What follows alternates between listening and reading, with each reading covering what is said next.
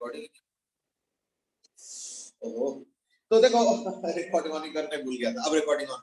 चलो एक काम कर, मैं एक बार क्विक समरी दे देता हूँ। पहली बात तो कोई बाल्टी अगर मैं लेता हूँ तो उसका बॉटम रेस्ड लगता है, यानी उसका जो डेप्थ लगता है वो लगता है जैसे श्रिंक कर कम हो गया जैसे।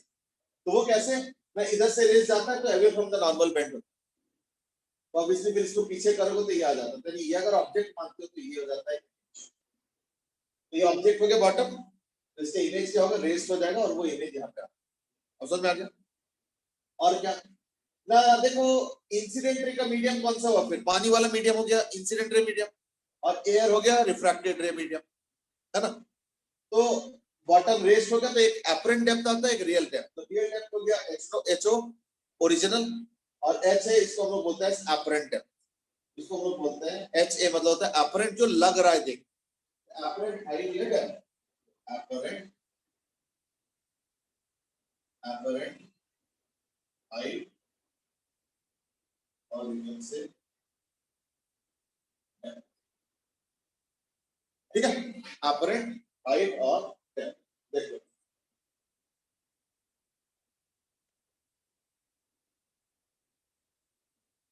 ठीक है, तो h a is equal to h o into mu 2 upon mu 1। I hope it's okay ना।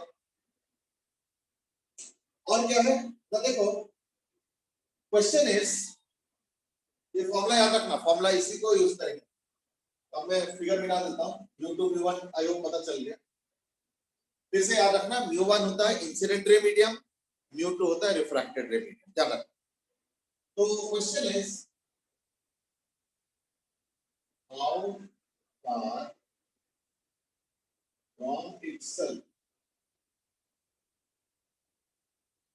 how far from itself will the a bird see fish, b fish see the bird। चलो start करो।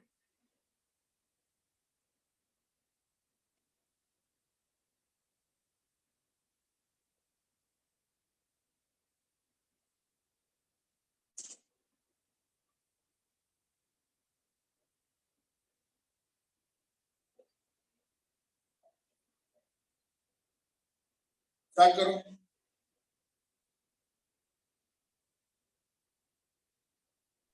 Sir order का mu 4/3 था।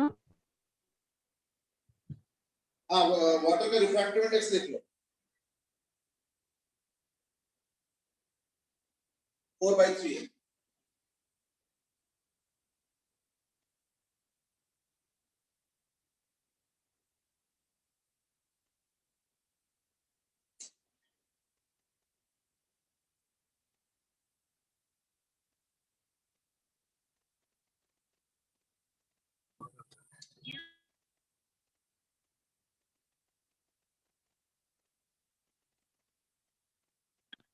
Good evening sir. हाँ good evening.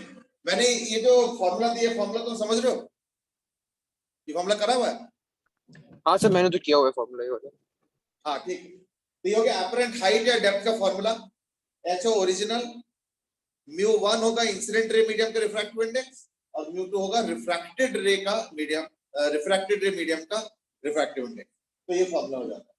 तो उस formula को use करके ये क्वेश्चन सॉल्व करना है। एक बर्ड फिश को देख रहे हैं और फिश बर्ड को देख रहे हैं, तो अपने से कितना दूर फिश बर्ड को देखेंगे, या अपने से कितना दूर बर्ड फिश को देखेंगे, दैट इज द क्वेश्चन। तो बर्ड फिश को देख रहे हैं और फिश बर्ड को देख, तो दोनों एक दूसरे से कितना दूर नजर आएंगे, दैट इज द क्वेश्चन। ठीक है ना, चलो गो अहेड।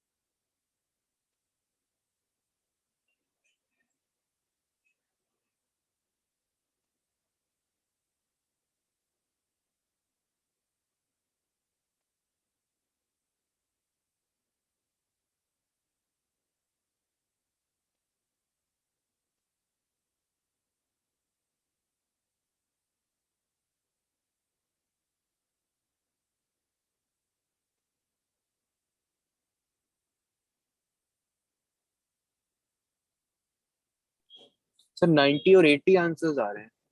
90 और 80। एक का 90 और एक का 80।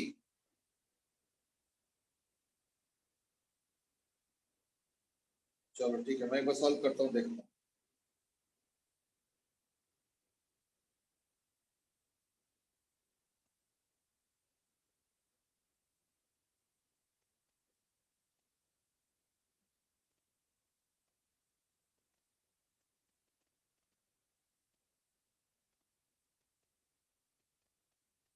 तो देखो, पहली बात तो what is the apparent depth of the fish?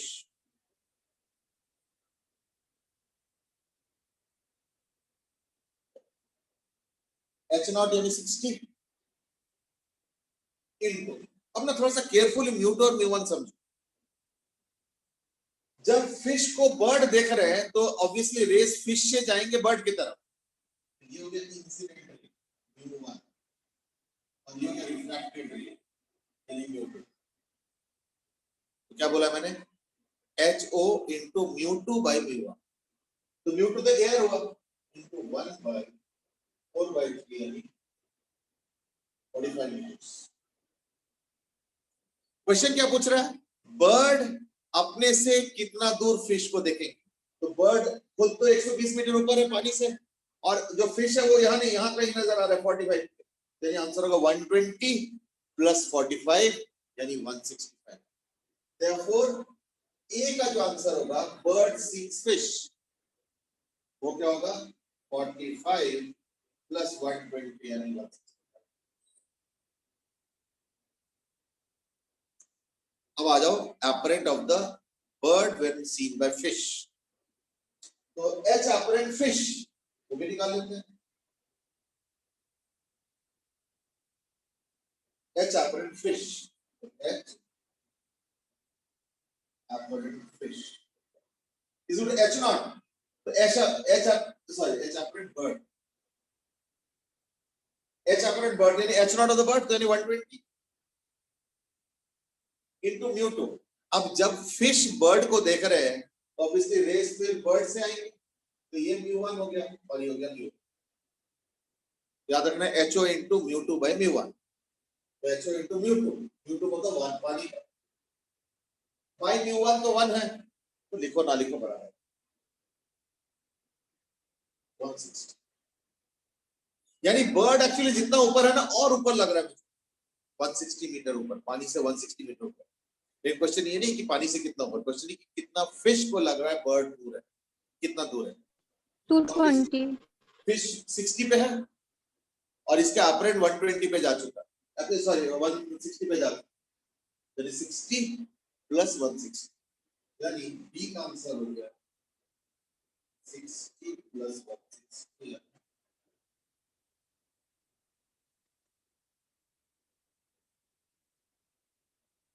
अब चेक करें, आई होप इट्स कंफर्टेबल।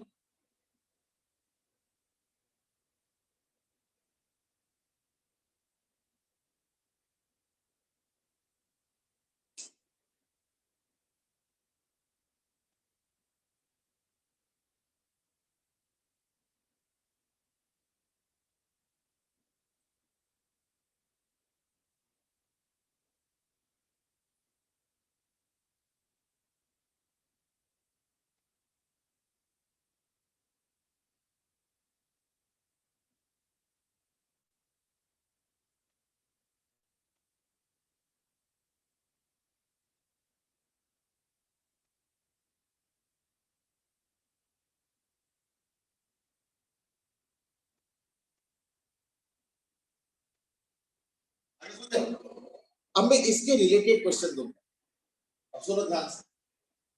अब मैं मोशन के बारे में दूंगा, लेकिन उससे पहले मैं थोड़ा सा एक कंसेप्ट को रिवाइज कर दूंगा, and that is on relative motion. एक छोटा सा कंसेप्ट को मैं अभी रिवाइज करूंगा पहले, and that is on relative motion. तो रिलेटिव मोशन क्या होता है? वी रिलेटिव क्या होता है? Velocity of the object minus velocity of the observer. ये हो गया। तो रिलेटिव वेलोसिटी क्या होगा? Velocity of the object minus velocity of the observer. ठीक है, अच्छा कैसे करेंगे वो देखते हैं।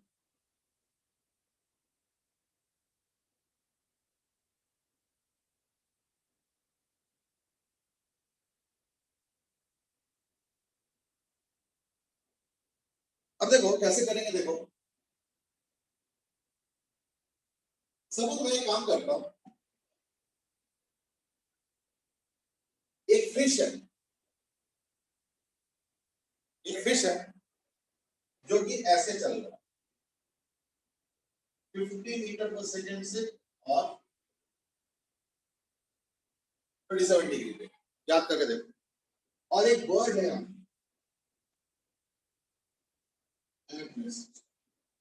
question is what will be the velocity of the bird, sorry, of the fish as seen by the bird.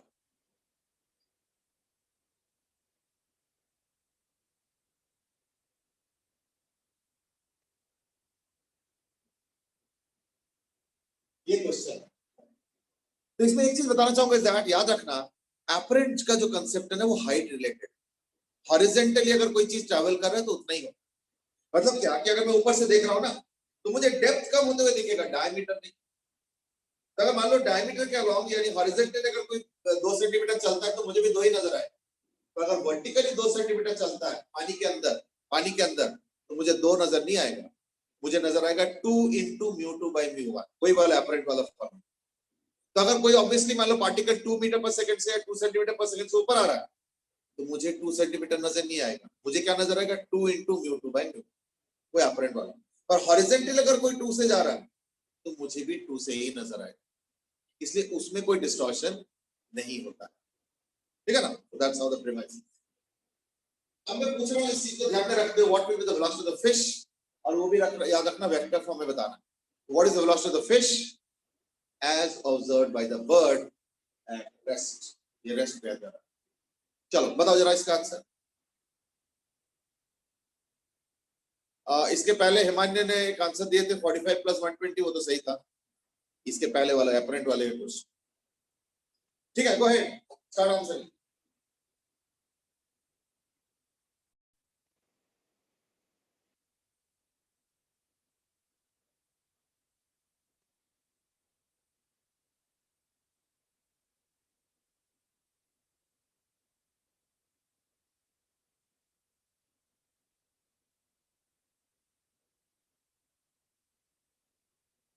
चलो तो देखो मैंने अभी क्या बताया, कुछ आंसर आया वंशिका, कोई आंसर? सर ये हॉरिजॉन्टली जा रही है। नहीं हॉरिजॉन्टल कहां, देखा लिखा तो है ना, देखो फिश कैसे जा रहा है और एंगल पे जा रहा है। अक्षत कोई आंसर?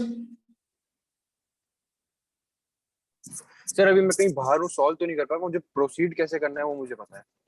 हाँ बता दो ऐसा क्वेश्चन मैंने सर इसका अगर हम कंपोनेंट्स लेंगे तो एक आएगा वेलोसिटी 50 मीटर पर सेकंड इनटू cos 37 जो आएगा 4/5। ठीक है, और एक sin 37, ठीक है, उसके एक बाद जो वर्टिकल आएगा, वर्टिकल अफेक्टेड आएगा क्योंकि वर्टिकल पे हमें एपरेंट डेप्थ और रियल डेप्थ वाला फार्मूला लेना पड़ेगा, और और हॉरिजॉन्टल का हॉरिजॉन्टल वाला अनअफेक्टेड है क्योंकि वो तो उसकी ठीक। डेप्थ तो चलो सेम ही है बिल्कुल ना। सही, सही ट्रैक पे हो। कहीं घूम रहे हो क्या इधर उधर? हाँ सर अभी मैं घर जा रहा हूँ, बस कहीं बाहर अच्छा था, फोन मेरे पास है तो उससे क्लास ले रहा हूँ। अच्छा, चलो चलो कोई बात नहीं, ठीक है। हाँ तो बिल्कुल सही बोल रहे थे, तो मैं कंपोनेंट ड्रॉ कर रहा हूँ। कैसे? 50 का जो कंपोनेंट आएगा ये आएगा 50 cos 37, और cos 37 होता है 4/5। मैं फिर से ट्रायंगल ड्रॉ कर रहा हूँ, मैं पता नहीं कितने बार ड्रॉ कर, वैसे तो याद हो गया होगा बट फिर भी 3 4 5 ये 37 डिग्री, ठीक है ना, 3 4 एंड 5। तो cos 37 डिग्री क्या 4/5, तो 50 into 4/5 ये हो जाएगा 40, और ये हो जाएगा 30। आई होप इट्स ओके। ये हो गया 40 आ गया माइनस 30 जे क्या। तो हॉरिजॉन्टल वाले में एपरेंट नहीं लगता, एपरेंट वाला फॉर्मूला सिर्फ वर्टिकल में लाए। तो velocity SC by the bird क्या हो जाएगा फिर? हॉरिजॉन्टल 40 आई कब, तो एज इट 40 आई क्या प्लस 30 जे क्या, सॉरी माइनस 30 जे क्या इनटू μ2/μ1। तो इस बार क्या है, देखो अगर ये फिश है तो रेस तो यहां से यहां जा रहा है, तो ये μ1 हो गया और ये हो जाएगा म्यू 2। तो म्यू 2 बोलते क्या होगा, एयर, और इंटू म्यू 2 बाई म्यू 1 बोलते म्यू वाटर, और म्यू वाटर तो ऑलरेडी बता चुके हैं 4/3 हो जाएगा 4/3, यानी equal to 40 i cap minus, और इसमें से 50 तो 40 माइनस 22.5,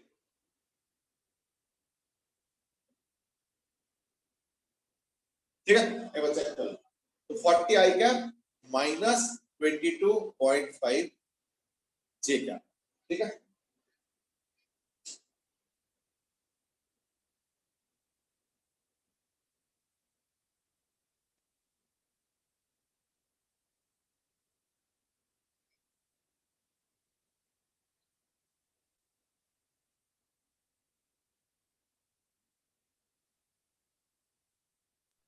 सर हम इसको ऐसे कर सकते हैं कि अगर वो 1 सेकंड में 30 जे कैप नीचे जा रहा है तो 1 सेकंड का डिस्प्लेसमेंट में कितना फर्क पड़ेगा, can we do like this? नहीं, उस तरीके से मत करो, क्योंकि ना ये ना हर मल्टीपल पे वैलिड है। अगर आधा सेकंड का देखो 15, तो उसमें भी अपरेंट लगेगा। हाँ सर। इसलिए apparent is like for every delta delta delta delta movement, तो अपरेंट अपरेंट अपरेंट अपरेंट लगता जाएगा, तो देखो ओवरऑल में लगता।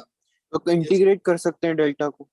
नहीं, तो जरूरत नहीं है ना, क्योंकि इंटीग्रेट तो तब करेंगे जब वेरिएबल वेलोसिटी हो। जब सिंपल वेलोसिटी है तब तो इंटीग्रेट करने की जरूरत नहीं, सीधा मल्टीप्लायर ही है बस, यस सर। क्यों इंटीग्रेट करें, है ना। ये चीज। Okay sir. अच्छा, आपने क्वेश्चन को थोड़ा चेंज, कोई सवाल पूछ रहे थे वंशिका? नहीं सर। ओके, तो यहाँ पे तो समझ में आ गया तुमको ये अपरेंट वाला वेलोसिटी? अमान्य ओके हो गया? Yes sir. काम करता हूँ, मैं इस क्वेश्चन को थोड़ा सा मॉडिफाई करता हूँ और फिर से देता हूँ, तो थोड़ा ध्यान से करना।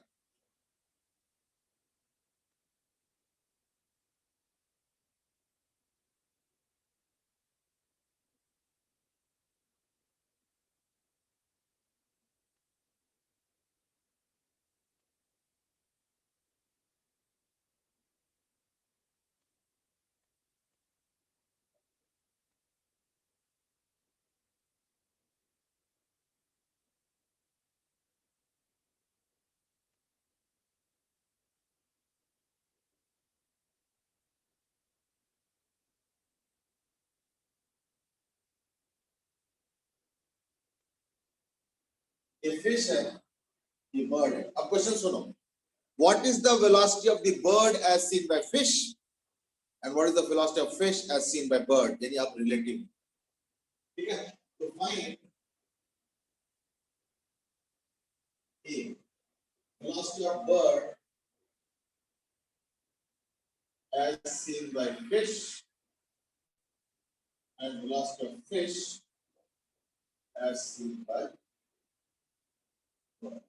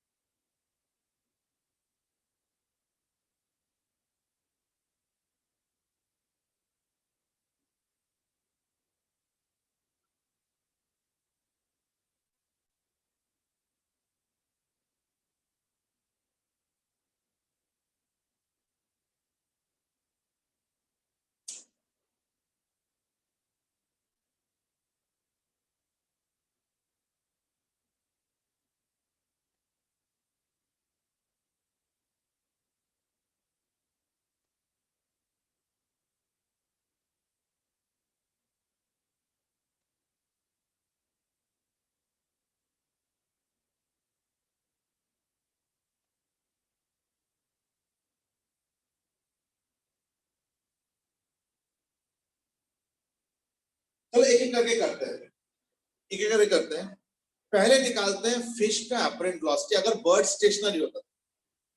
If let's say B is at rest, then let's find out the velocity of the fish apparent. तो ये तो हो गया 30, हो गया 40, तो ये हो जाएगा 30 आएगा प्लस 40 अपॉन 4/3 यानी इक्वल टू 30 आएगा प्लस। तो अगर बर्ड रेस्ट पे है तो उसको कैसे नजर आएगा फिश, वो आ गया इनटू म्यू2 बाय म्यू1, तो यानी म्यू2 बाय म्यू1 में तो म्यू2 तो 1 हो गया, म्यू1 4/3 करके 30 आएगा प्लस 30 जगह बाद। लेकिन बर्ड तो मूविंग है ना, so therefore velocity of bird velocity of fish as seen by bird, so v f b yani velocity of fish as seen by bird is equal to velocity of fish apparent minus velocity of bird। तो velocity of fish apparent कितना है, अब equal 30 I cap plus 30 J cap minus ये तो velocity of fish apparent minus bird। अब bird का कैसे निकलेगा, जब ये 25 है तो इसका cos 27 क्या हो जाएगा 20 और इसका हो जाएगा 50, ठीक है, 15 है, ये 40 है, ये 30 और ये कंपोनेंट्स आ गए 15 और 20 और इसके तो 30 40 आ चुके। तो माइनस बर्ड का क्या है ना, -20 आई कैप और 15 जे कैप। अब इसके अपरेंट नहीं, क्यों, क्योंकि बर्ड तो बाद में मूव किया ना, तो बर्ड तो अपने ही मोशन से मतलब है, इसलिए बर्ड में अपरेंट नहीं चलेगा। -20 आई कैप प्लस 15 इसी को आप देखो 30 प्लस 20 है 50 आई और 30 माइनस 50 प्लस 50 ये क्या velocity of fish as seen by the bird। देखो अब हम करना चाहते हैं velocity of bird as seen by the fish, ठीक है। अब हम करेंगे velocity of bird as seen by the fish, अभी कर लेते हैं। तो उसके लिए सबसे पहले क्या पड़ेगा कि अगर f यानी अगर फिश रेस्ट पे है तो बर्ड का अपरेंट क्या हो। तो एक बार इसको ना मैं फिर से 1 मिनट टाइम दे रहा हूं, फिर से 1 मिनट टाइम दे रहा हूं, इसको जरा सॉल्व करो।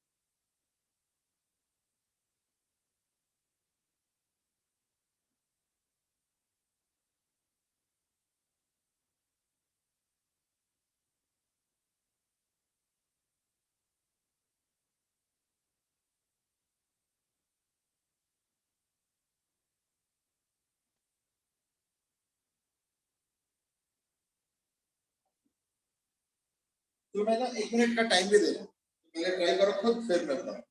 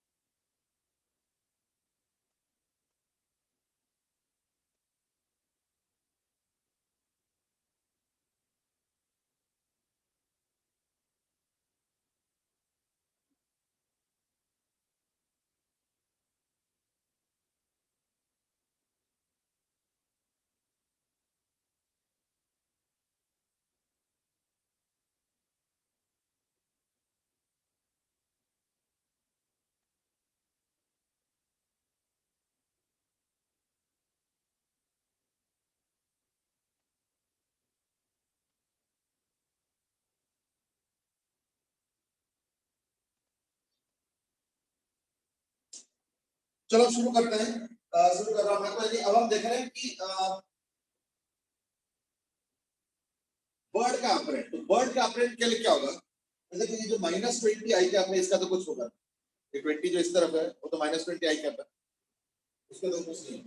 -20 आई प्लस ये जो 15 है इस पे लगेगा इनटू म्यू2 बाय म्यू1। तो म्यू2 बाय म्यू1 कैसे डिसाइड होगा? वर्ड को देख रहे होगा तो ये इंसिडेंट रे होगा और ये हो गया रिफ्रैक्टेड रे। अगर बर्ड को देखा जा रहा है तो यानी फिश बर्ड को देख रहे हैं तो ये इंसिडेंट रे यहां से आएंगे, रिफ्रैक्टेड रे यहां से। तो ये म्यू1 हो गया, म्यू2 होगा, तो म्यू2 हो गया 4/3 तो इनटू म्यू2 बाय म्यू1 होगा तो plus 15j cap into mu two by mu one. ठीक है, that is equal to -20 I cap plus 20j। ये is equal to -20 I cap plus 20। ठीक है, -20 I cap plus 20j। I hope it's okay। तो velocity of bird as seen by fish तो क्या होगा? Velocity of bird का apparent minus velocity of fish. अब bird का ऑपरेंड तो आ जाता है -20 I cap plus 20j cap, यानी -20 I cap plus 20j cap minus velocity of fish. Fish का तो ओरिजिनल लेंगे 30 और 40, 30 I cap plus 40j minus 30 I cap plus 40j। तो -20 माइनस 30 यानी -50 I cap और 20 माइनस 40 यानी माइनस।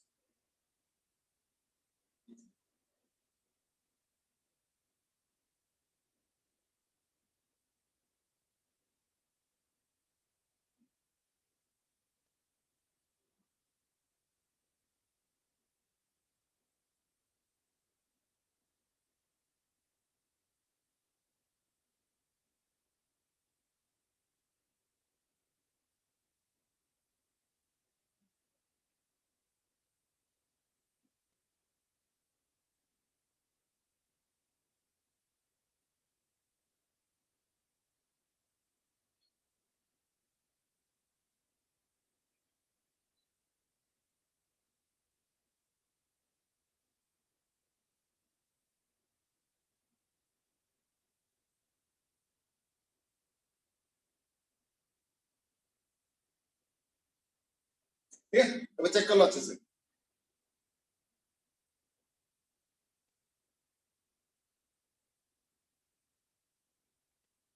ओके,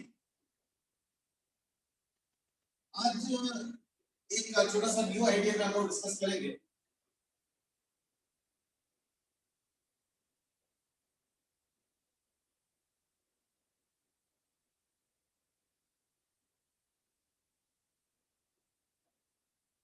ठीक है ना, थोड़ा सा न्यू आइडिया पे डिस्कस करेंगे। डिस्कस क्या करेंगे? आज हम लोग डिस्कस करेंगे अबाउट प्रिज्म। देखो ज्यादातर जो प्रिज्म्स होते हैं ना वो इक्विलैटरल प्रिज्म्स होते हैं, यानी ऐसे।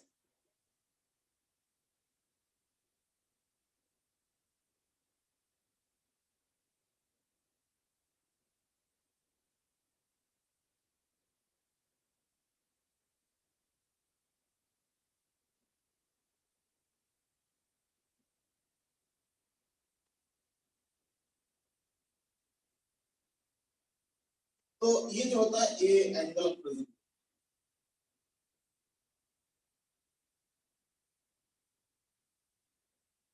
How does a prism really look like? You know that already। तो prism basically ऐसे होता है।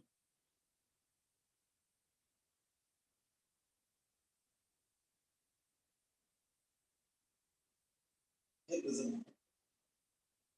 तो इसमें लाइट कैसे होता है ना, जैसे मान लो यहाँ से लाइट आया, फिर बेंड करके यहाँ तक आया और फिर इधर से इधर आया। इस तरीके से ये जो मैं डॉट दिखा रहा हूँ ना, तो these are the dots where the prism is being hit by the light। ठीक है, तो ये चीज है। मतलब एक्चुअली में मुझे तो और ऊपर प्रिज्म बनाना चाहिए।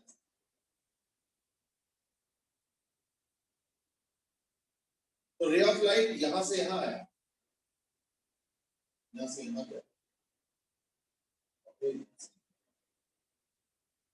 कुछ इस तरीके से, या मे बी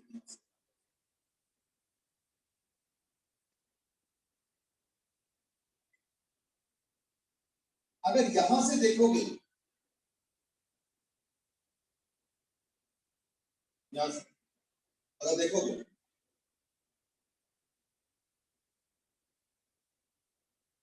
अगर यहां से देखोगे तो क्या होगा, तो ये नजर आएगा, यानी ऐसे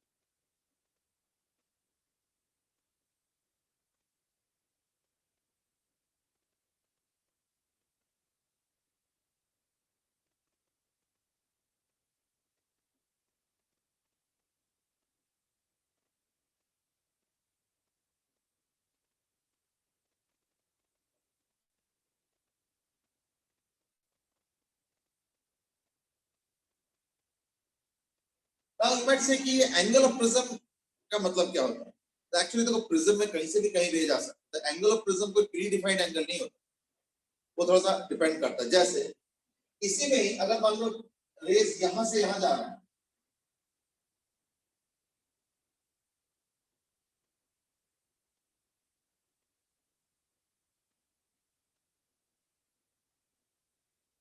तो एंगल ऑफ प्रिज्म ए तब माना जाएगा अगर ए के साइड वाले जो सरफेसेस है, एंगल ए को कैरी करने वाले सरफेसेस पे अगर रेज इंसिडेंट होके बेंड होके जाता, तो इस एंगल को बोलेंगे एंगल ऑफ प्रिज्म। और मान लो रे यहां से ऐसे करके यू बेंड हुआ, तब तो ये दोनों सरफेसेस यूज हो रहा है, ये दोनों सरफेस, तो फिर एंगल ऑफ प्रिज्म बी हो जाएगा। और अगर मान लो रेज यहां से आया था ऐसे और ऐसे गया और फिर बाहर चला गया, तो फिर सी हो जाएगा angle of prism. The angle of prism is basically what, ना देखो प्रिज्म में क्या होता है, एक इंसिडेंट रे आता है ना, एक प्रिज्म में इस रे को बोलेंगे इंसिडेंट,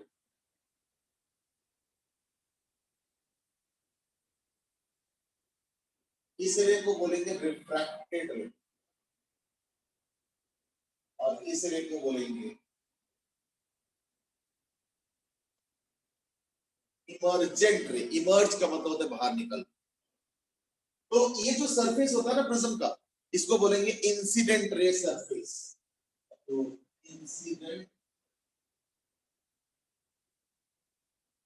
सरफेस, और जिस सरफेस से रे निकल रहा है वो जगह इमर्जेंट सरफेस, ये हो जाएगा इमर्जेंट सरफेस। तो इंसिडेंट रे सरफेस और इमर्जेंट रे सरफेस के बीच का जो एंगल है, that will be called as the angle of prism. ठीक है, तो एंगल ऑफ प्रिज्म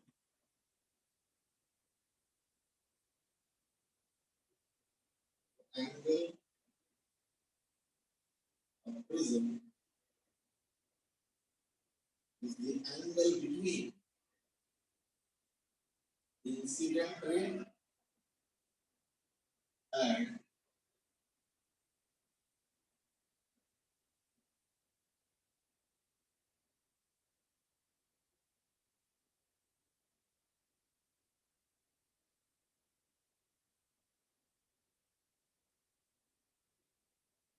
ठीक है, the angle of prism is the angle between the incident ray surface and emergent ray surface. I hope it's okay now. तो इन दोनों के बीच का जो एंगल होता है, इसको हम लोग बोलते हैं एंगल ऑफ प्रिज्म। ठीक है,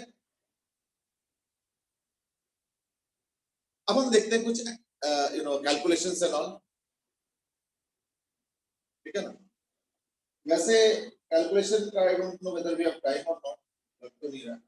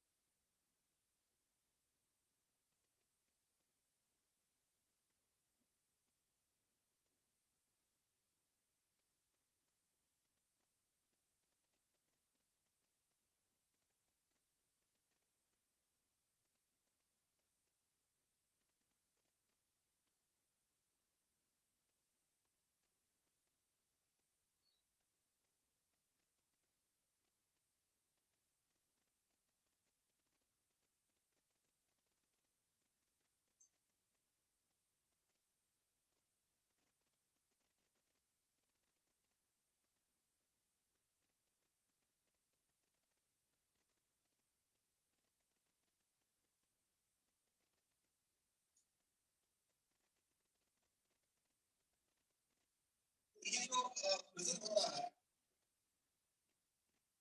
इसमें थोड़ा सा लेबलिंग कर लो। ये इंसिडेंट रे, ये द नॉर्मल, ये द रिफ्रैक्टेड रे,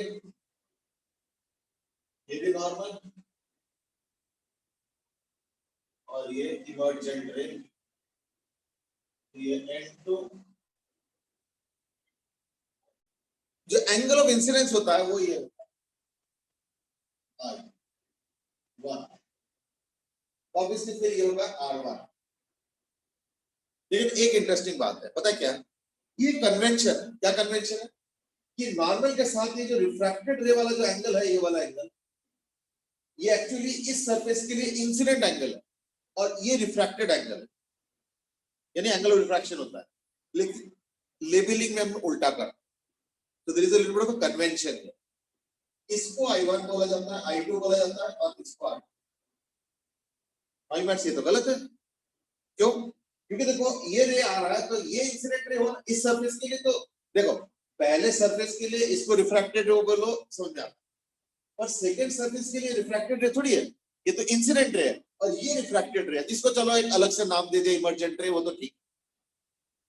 तो ये कन्वेंशन है कि हमने इसको I2 और इसको R2 ना बोल के इसको I2 और इसको R2 बोल, ये कन्वेंशन।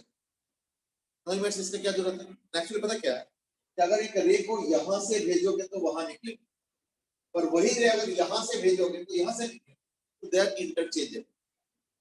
उसको देखते हुए साइंटिस्ट बोले काम करो, इसको I2 बोल दो, इसको R2, तो तब क्या ना कि अंदर वाले रेस को R1 R2 एंगल को R1 R2 और बाहर वाले एंगल को I1 I2, just for avoiding confusion. और कोई बात नहीं, वाले बात ये खुद एक चीज कंफ्यूजिंग है, बट चलो कोई बात नहीं, it's a convention that was set which is being followed है। इंटरमीडिएट रे चलो ठीक है, this ray can also be called as intermediate ray, no doubt, but जो नाम दिया गया मतलब तो ठीक है, चलता है, सो क्या, ठीक है। तो ये कन्वेंशन है। अब अगर मैं इंसिडेंट रे को आगे करता हूं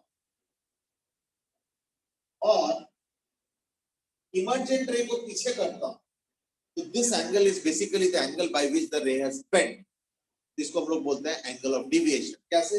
ये देखो, ये इंसिडेंट रे है और ये फाइनल रे है, यानी रे यूं जाने के जगह ये ऐसे बेंड करके यूं जा रहा है। इसलिए ये जो एंगल है, इसको हम लोग बोलते हैं स्टेटा, एंगल ऑफ